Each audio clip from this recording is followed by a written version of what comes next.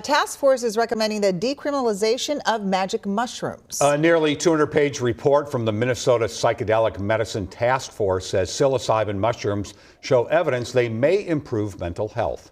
Jason Rantala has the details.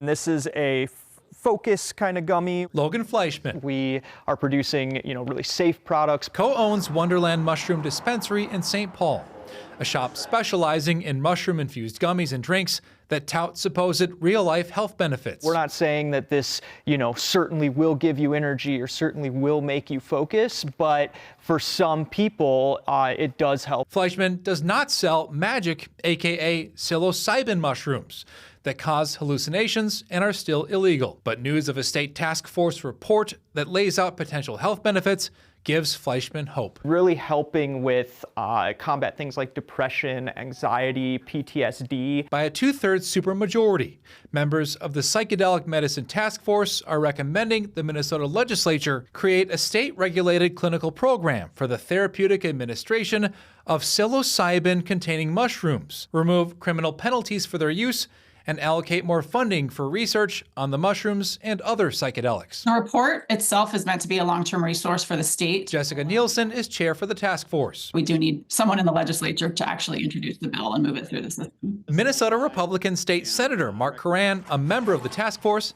is optimistic. If we can get a true environment to have some research done and find an effective way to administer it, and we have the resources to do it here, then I'd be all for moving it forward. Jason Rantala, WCCO News.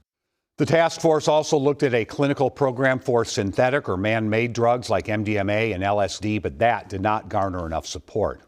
There was also not enough support for a recreational market for magic mushrooms.